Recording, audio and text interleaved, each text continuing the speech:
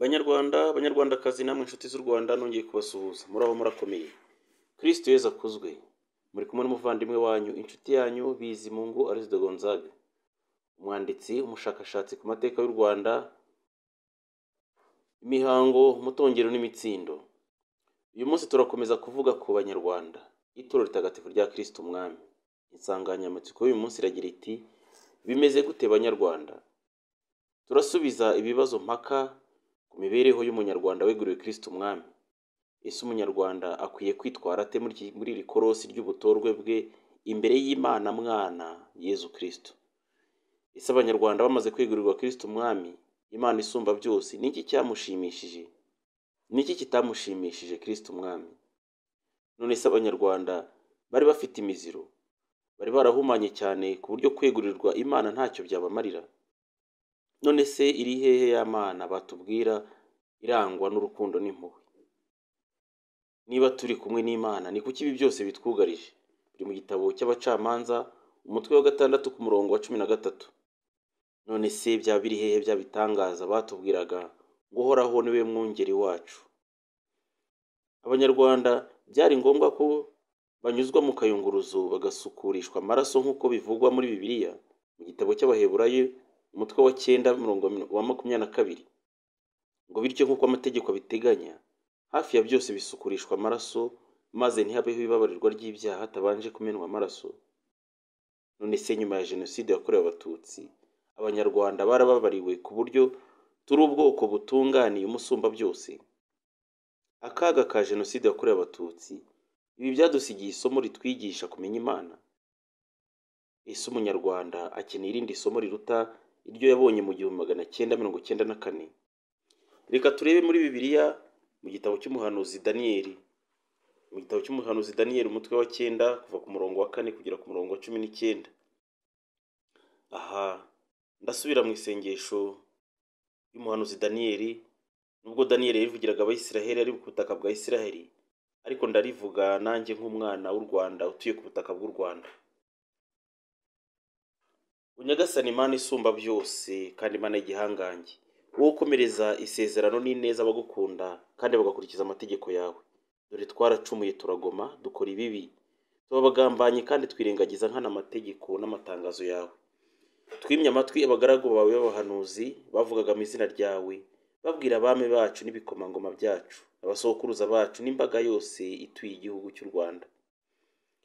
Rwose Nyagasani ukwiye guharirwa ubutungane, naho twebwe tugaharirwa ikimwaro, mbese nk'uko tumerewe ubu, twebwe abantu b'i Rwanda no mu karere u Rwanda ruherereyemo, ari abari hafi n'abari iyo gihera, iyo bigwa mu bihugu byose batatanyirijwemo, bazira ubuhemu bakugiriye. Uhoraho koko, nitwe twakozwe n'ikimwaro, kimwe n'abami bacu, ibikomangoma byacu n'abasokuruza bacu, kuko twagucumuyeho.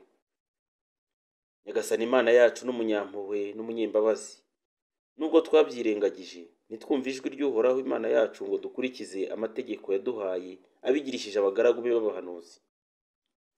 Abanyarwanda bose baciye ku mategeko yawe, turiyobagiza ntitwumva ijwi ryawe, ari nacyo cyatumye tugwirirwa n'imivumo n'ubucibwe byanditswe mu mategeko ya Musa, umugaragu w'Imana, kuko twagucumuyeho.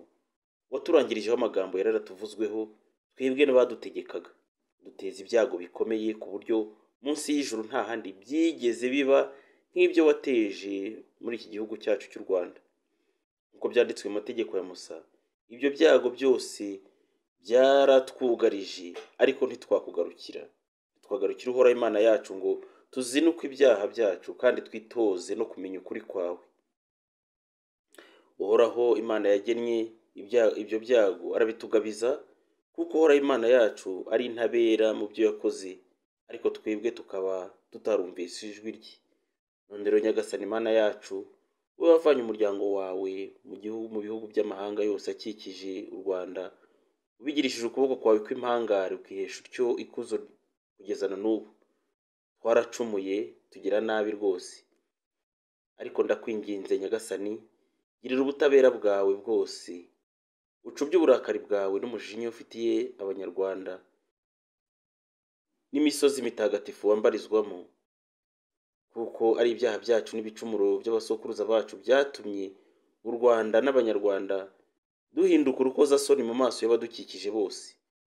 None rero Mana yacu, gira impuhwe, wumve isengesho no gutakamba by'umugaragu wawe, maze ku bushake bwawe Nyagasani, uruhanga rwawe urwerekeze muri aka karere u Rwanda ruherereyemo, urwerekeze ku bumwe bw'abanyarwanda bwasenyutse. Tega amatwi Mana yanjye, maze wumve, kibuka witegereza amagorwa yacu n'umujyi wambarizwamo izina ryawe. Si ibikorwa byacu bitunganye twishingikirije tugutakambira, ahubwo ni kubw'impuhwe zawe z'igisagirane. Nyagasani twumve, Nyagasani tubabarire, Nyagasani twiteho tugoboke udatindiganyije. Mana yanjye, ubikore ku bushake, ubikore ku bushake bwawe, kuko izina ryawe ryambarizwa muri iki gihugu cyacu cy'u Rwanda. Amen. Waduha mu Rwanda hakagaruka abahanuzi nka kera. Gusa abahanuzi bagiye hehe? Ko dukeneye abahanuzi, Rwanda mubyeyi ingobyi yaduhetse. Ese gukomeje gutera Imana umugongo? Igikorwa umwami Mutara wa gatatu Rudahigwa yakoreye u Rwanda n'abanyarwanda ni igikorwa kitavuguruzwa. Abanyamihango n'abahanuzi bafite uko babona icyerekezo. Kiliziya Gatolika y'u Rwanda yaracecetse. Ese nuko ntacyo yakora ngo itubonere umuyoboro w'ubutorwe bw'abanyarwanda? Leta y'u Rwanda yo ibibona iti? Cyangwa se yahisemo kwitaza iyobokamana?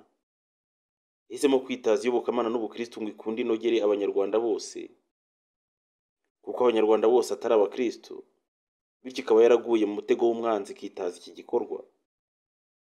Iki gikorwa umwami Mutara Rudahigwa Charles Léon Pierre yakoreye u Rwanda n'abanyarwanda kirarenga imbibi za leta y'u Rwanda, kikarenga imbibi za Kiliziya Gatolika y'u Rwanda.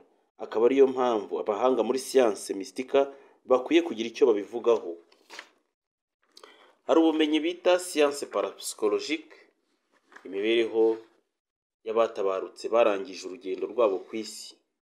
Hari abahanga bazi gutanga intsinzi n'umutsindo. Kuba Kiliziya Gatolika nta kirabivugaho, nuko ntacyo yatinyuka kuvuga mu gihe nta bushakashatsi ihuriyeho na leta bwakozwe. Uzaba ukora uwo ari we wese ari wenyine azajya gushaka mugenzi we kugira ngo bemeranywe ku myanzuro. Kiliziya Gatolika kubonera abakristo bayo umurongo w'ubutorwe bigomba kugendana n'ubushake bwa politike. Gutinda kukibonera umurongo w'iyobokamana mu butorwe bwabo pastoral bituma twebwe abaturage cyangwa abarayiki muri rusange tubisobanura mu mpumeko itari nziza, bityo hakabonekamo amagambo menshi. Iki gikorwa cy'ubutorwe bw'abanyarwanda kuri Kristo Umwami ntabwo hakwiye kwiganzamo ibisobanuro by'abatemera ibyo Kiliziya Gatolika yemera kandi yigisha. Ukwemera kwa Kiliziya Gatolika ntabwo gushingiye ku kwemera Imana yonyine gusa. Hari amadini menshi mu Rwanda afite ukwemera Imana yonyine na Bibiliya, bakabisobanura mu byifuzo byabo. Ukwemera kwa Kiliziya Gatolika guhagaze ku nkingi 12, kandi buri nkingi ifite igisobanuro yihariye. Umukristo Gatolika ku isi hose asabwa kwemera credo, indangakwemera ya Kiliziya Gatolika, akayemera yose uko yakabaye kandi akayivuga buri munsi. Buri munsi akagira ati, nemera Imana Data ushobora byose waremye ijuru n'isi. Iyo ni inkingi ya mbere. Nemera Imana Data ushobora byose waremye ijuru n'isi. Ku nkingi ya kabiri akavuga ati, nemera n'umwana w'ikinege Yezu Kristo Umwami wacu. Gatatu ati, wasamwe ku bwa Roho Mutagatifu akabyarwa na Bikira Mariya. Inkingi ya kane akavuga ati, akababara ku ngoma ya Ponsiyo Pilato. Gatanu akavuga ati, akabambwa ku musaraba, agapfa agahambwa akamanukira mu irimbi. Ku nkingi ya gatandatu akavuga ati, ku munsi wa gatatu akazuka akajya mu ijuru. Inkingi ya karindwi akaba yicaye iburyo bw'Imana Data ushobora byose. 8 niho azava aje gucira imanza abazima n'abapfuye. Ku nkingi ya 9 akavuga ati, nemera Roho Mutagatifu. Ku nkingi ya 10 akavuga ati, na Kiliziya Gatolika ntagatifu n'urusange rw'abatagatifu. 11 nuko abanyabyaha bakizwa. Inkingi ya 12 akavuga ati, nuko abantu bazazuka bakazabaho iteka ryose. Amina. Iyo ni indangakwemera y'Abakristu Gatolika, kandi buri mukristu wemera asabwa kuyivuga buri munsi. Ni inkingi 12 zigize ukwemera kw'Abakristu Gatolika. Ntabwo Abakristu Gatolika bemera Imana yonyine gusa, nkaho idafite ibyo ishingiyeho irema mu mubano wayo n'abatuye isi n'Abakristu bose. Nguko kwemera kwacu rero, nguko kwemera kwa Kiliziya Gatolika. Izo nkingi uko ari 12 nizo zigize ukwemera kw'Abakristu Gatolika. Ubwo rero umuntu niyo yaba ari umunyabwenge afite amadoktora menshi n'amadigri, ariko atemera izo nkingi uko ari 12, agatangira guca umurongo ku bintu bimwe na bimwe, twe twamugira inama yo kutinjira mu gikorwa cyo gusobanura ubutorwe bw'Abanyarwanda dukesha umwami w'u Rwanda Mutara wa III Rudahigwa. Ibi kandi ntibibwire ko abapadiri bose bafite impano yo kubyinjiramo, cyangwa umuntu ngo nuko yigeze kuba umupadiri. Iyo umuntu yigeze kuba padiri, yarigeze kuba musenyeri akabishingukamo, uyu arutwa n'umupadiri wabinambyemo, kabone naho yaba ari umusinzi. Iyo umuntu atakiri padiri, atakiri umusaserdoti w'Imana, byaramunaniye, uyu tumufata nk'umugambanyi. Uyu ashobora koko gusobanura imiterere ya Kiliziya, ariko ntashobora gusobanura amabanga y'ukwemera. Nubwo yabisobanura, ntabwo Imana yo yashyigikira ibyo avuga. U Rwanda hakenewe abahanuzi. U Rwanda tubuze byinshi kubera kubura abahanuzi. Iyo abahanuzi babuze, imbaga yiberaho uko ibonye. Biri mu gitabo cy'Imigani 29 ku murongo wa 18. Mu Gifaransa haravuga ngo lorsqu'il n'y a plus de révélation prophétique, le peuple vit dans le désordre.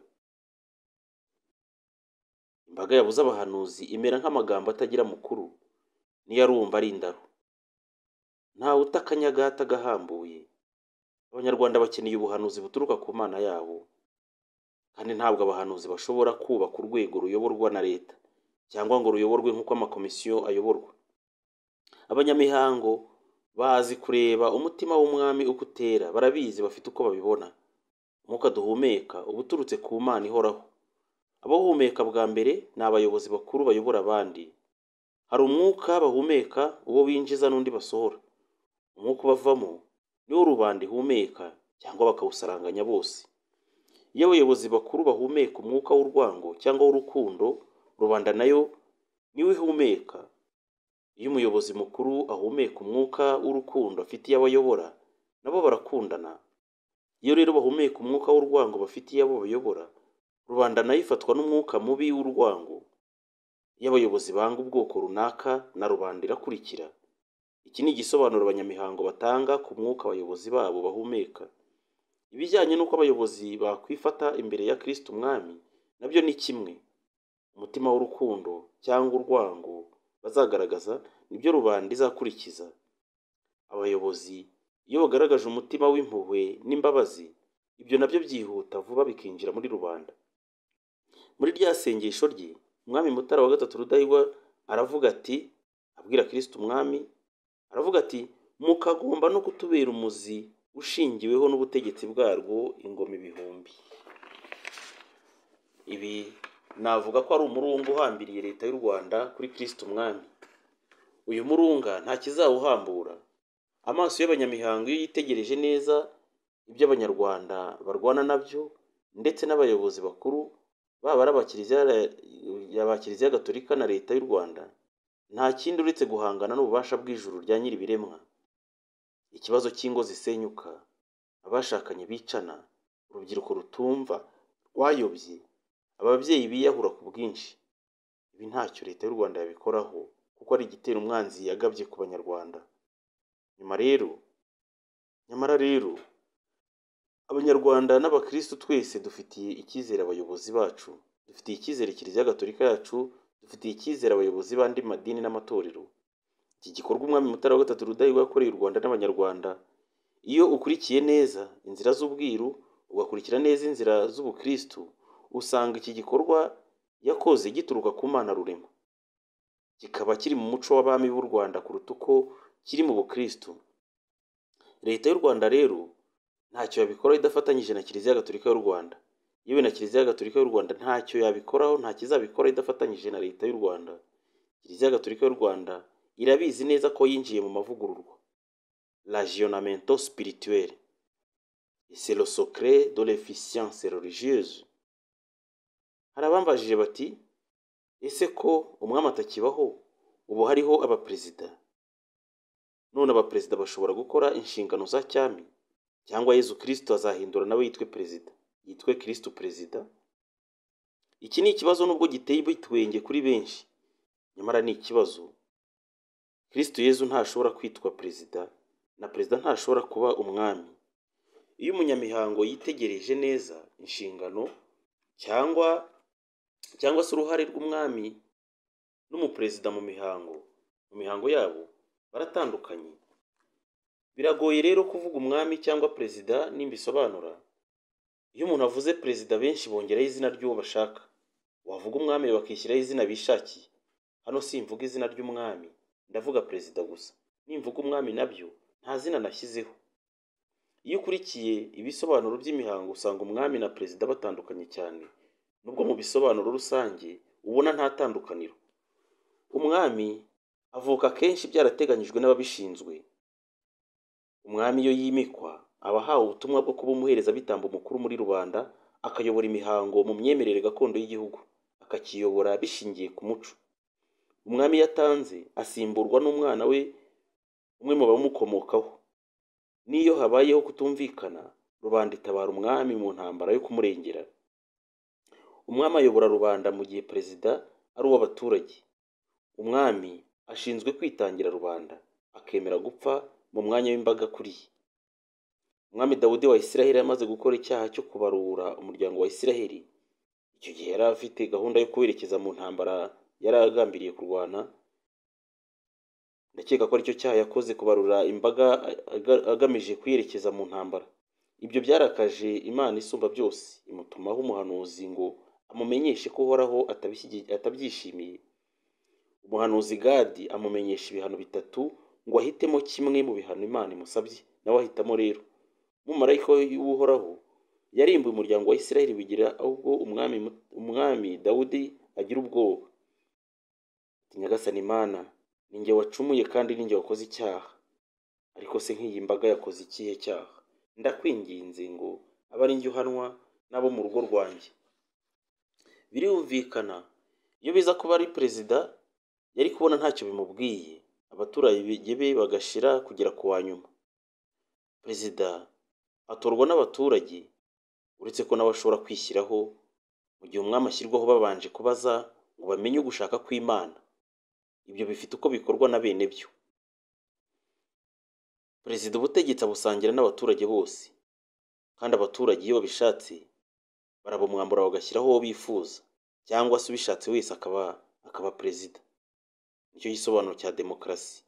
Ni ubutegetsi bw'abaturage butangwa n'abaturage kandi bugakorera abaturage ibyo bashaka. Ese ibi birashoboka? Perezida arigenga mu mikorere ye, afite abashinzwe imihango. Perezida ntagira idini abarizwamo ngo yereke abaturage ugushaka kw'Imana.